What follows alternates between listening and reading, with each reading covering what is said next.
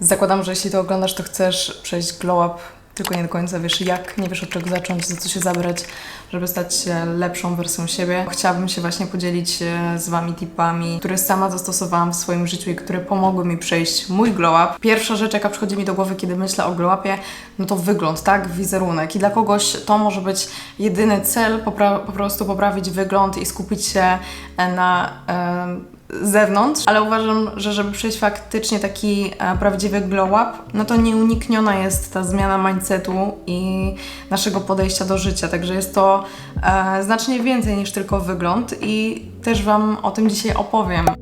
Jeśli ktoś ogląda mnie dłużej, to wie, że w 2018-2019 byłam na wymianie w Stanach i to też był dla mnie taki przełomowy moment w życiu, bo naprawdę jakby jeśli chodzi o mindset, to był ogromny przełom, więc ja też się bardzo zmieniłam na przestrzeni tych lat. 2018 rok, raczej miałam taką szczupłą sylwetkę, trochę chodziłam na siłownię, chociaż wtedy chciałam jeszcze wykorzystać ostatni czas ze znajomymi, więc dużo właśnie wychodziłam, dużo imprezowałam. Widać na niektórych, że byłam mega opuchnięta i to pewnie też było spowodowane tym, że cały czas brałam jakieś antybiotyki na trądzik, przy czym jeszcze imprezowałam i jadłam dużo przetworzonej żywności, no i generalnie skutkowało to właśnie tak byciem taką jakby troszkę byłam spuchnięta, na niektórych zdjęciach widać. To jestem w stanie na przykład teraz zauważyć. W 2019 roku na wymianie, no to był właśnie mega słaby czas dla mnie mentalnie, po prostu musiałam przegryźć tą sytuację, w której się znajdowałam i też przytyłam chyba 8 kg. Pamiętam, że wtedy miałam ogromny problem z włosami, bardzo szybko przetłuszczały mi się włosy i do dzisiaj to jest po prostu zagadka.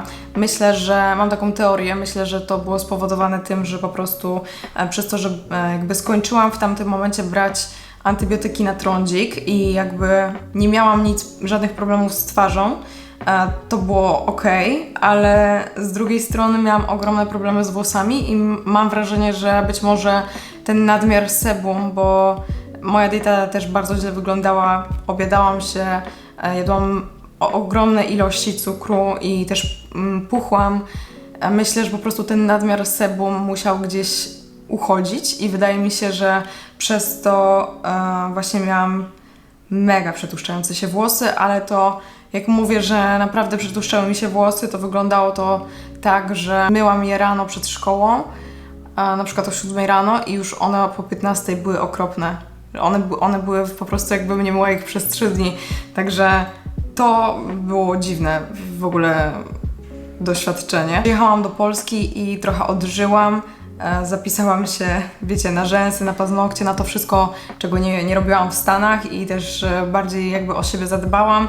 Wróciłam prawie do tej swojej sylwetki, właściwie wróciłam do swojej poprzedniej sylwetki, tylko później to się jakby znowu odbiło. Później w następnym roku pogorszył mi się trądzik i to był właśnie ten rok, w którym się zdecydowałam na Izotek i niestety też miałam z 5 miesięcy wyciągniętych z życia, bo ten wysyp robił się coraz większy po Izoteku. Nie dość, że miałam masę pryszczy na twarzy, to jeszcze przytyłam, znowu wróciłam, wiecie, do tej sylwetki, praktycznie wróciłam do tej sylwetki w Stanach, bo no po prostu miałam doła i zajadałam swój smutek. Patrząc na te zdjęcia jestem w stanie wynieść wniosek taki, że ja po prostu muszę coś robić w swoim życiu. Później po 7 miesiącach po Izoteku znowu miałam nawrót i już zaczęłam totalnie jakby podchodzić do mojego problemu holistycznie. Uważam, że w najgorszych momentach, w jakich byłam, nie miałam tego celu i po prostu nie miałam rzeczy, nad którą mogłabym pracować i czułam właśnie, że po prostu nie mam celu i że do niczego się nie nadaje. Wiecie, że po prostu tak egzystuję. Oczywiście też ja nagrywając ten filmik, nagrywam go dla osób, które chcą przejść glow up i to też nie jest powiedziane, że każdy musi przejść ten glow up. Wiadomo, trzeba chcieć. Uważam, że właśnie najważniejsze jest, żeby po pierwsze chcieć i po drugie wyobrazić sobie idealną wersję siebie, rozpisać sobie życie tej idealnej wersji siebie i działać. I rzeczy, które pomogły mi zrobić mój glow up, takie fizyczne rzeczy, to przede wszystkim właśnie zadbanie o tą cerę, o to zdrowie i pogłębienie też w tym kierunku wiedzy, bo nie miałam zielonego pojęcia na punkcie pielęgnacji, na punkcie odżywiania, na punkcie właśnie tych swoich hormonów. Przez to, że zaczęłam więcej na ten temat czytać, no to pozwoliło mi to właśnie wprowadzić lepszą pielęgnację dla mojej cery, która poprawiła właśnie ten wygląd, lepszą dietę. Zaczęłam czytać na temat ziółek, które pomagają właśnie przy trądziku hormonalnym, przy PCOS, także tutaj przede wszystkim ta pielęgnacja i nie tylko cery, ale również włosów, pielęgnacja ciała. Zmieniłam postrzeganie tego, nie patrzę teraz na to jako wydatek. Oczywiście mówię tutaj o takiej podstawowej pielęgnacji, nie o jakichś ciągłych zachciankach kosmetycznych. Potraktowałam to jako inwestycję w siebie, bo ja chcę się dobrze czuć, chcę dobrze wyglądać i dla mnie po prostu to są produkty, narzędzia, które pomogą mi być lepszą wersją siebie. Drugą sprawą jest zdrowe odżywianie i też skupienie się właśnie na zdrowych, mniej przetworzonych albo w ogóle najlepiej nieprzetworzonych produktach i czasami też zainwestowanie w lepszej jakości produkty. To też traktuję jako inwestycję, nie jako wydatek, bo wiem, że to jest dla mojego zdrowia i dlatego, żebym lepiej się czuła. Nie wiem, jak w ogóle mogłam zapomnieć o tym punkcie, dlatego dodaję go jako ekstra, a mianowicie sen.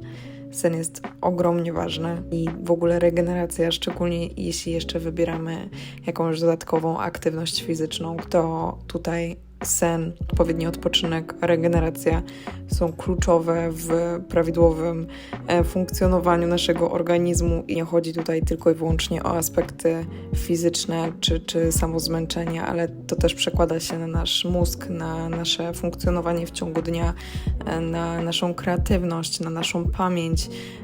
To też pomaga w utrzymaniu prawidłowej wagi, czy wzmacnia odporność. Dlatego ja postawiłam to jako swój priorytet i naprawdę staram się spać minimum 7 godzin, 7-9 godzin to jest taki zalecany czas snu, ale wiadomo, że każdy też musi pod siebie, pod swój organizm sprawdzić, co jemu się najlepiej sprawdza. Aktywność fizyczna, będę powtarzać chyba w każdym moim filmiku, trening, siłownia odmieniła moje życie, bo tak naprawdę to teraz całe moje życie skupia się na siłowni.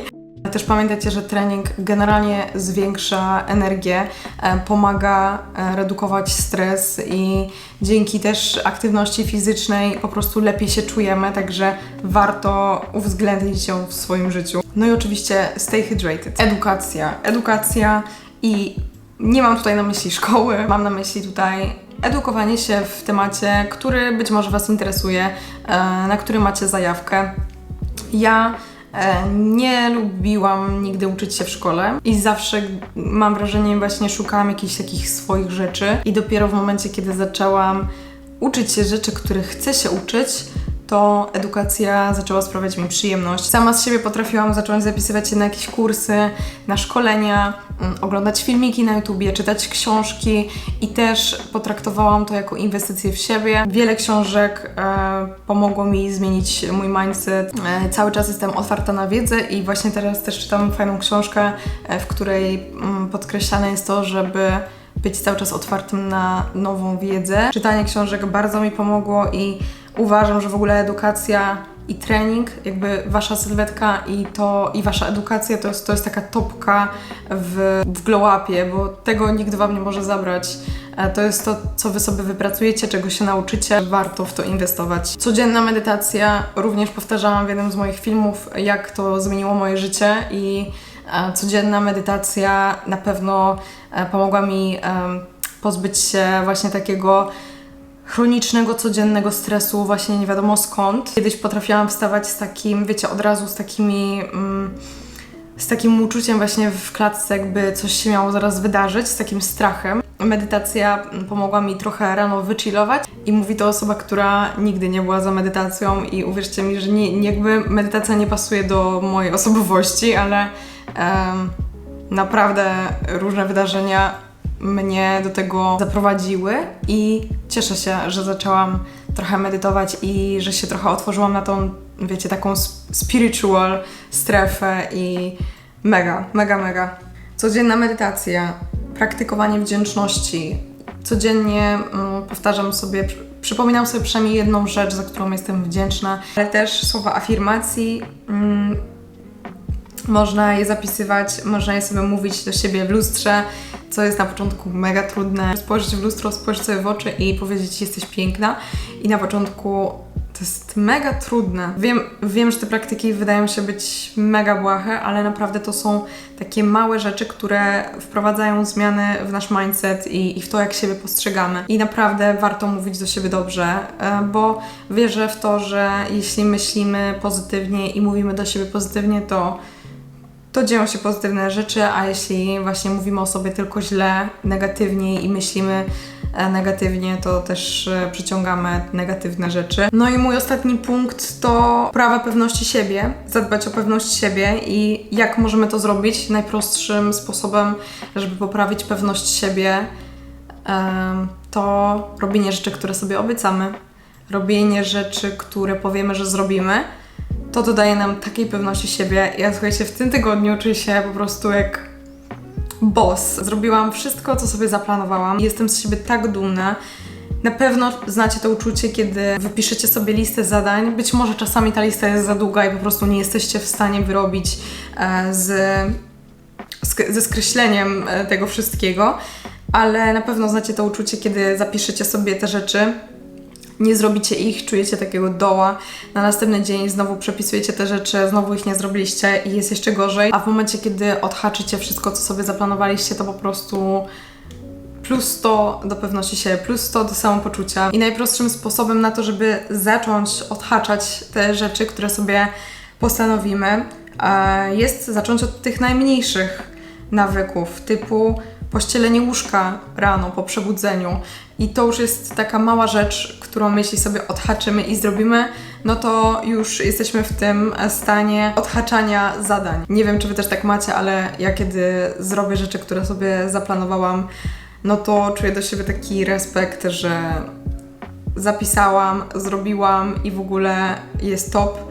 Natomiast no, działa to w dwie strony. Jak nie robimy, to po prostu tracimy tą pewność siebie i też wpadamy właśnie w taki rytm przepisywania i to też się może stać naszym nawykiem. Ja w ogóle zauważyłam po sobie, że rzeczy, które na przykład potrafiłam odkładać przez miesiąc czasami,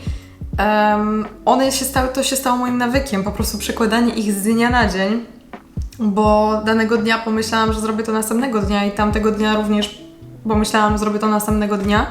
Także bardzo łatwo jest wpaść w taki rytm. Co jeszcze bym do tego dodała, to postawa, praca nad swoją posturą, chodzenie z wyprostowanymi plecami, ze spiętymi łopatkami, klata do przodu i uwierzcie mi, że naprawdę z postawy ciała można wyczytać, czy ktoś jest pewny siebie, czy nie. Także to też jest fajna rzecz, nad którą można popracować. To, co też zrozumiałam w całej tej przygodzie, to, że to jest proces i to nie jest punkt końcowy, wiecie, to nie jest meta, jakby cały czas przechodzimy glow up, więc myślę, że dzisiaj jestem taka, a w przyszłym roku uznam, że właściwie to dopiero wtedy zrobiłam glow up. Mam nadzieję, że moje tipy były dla Was przydatne i czekam na Wasze w komentarzach.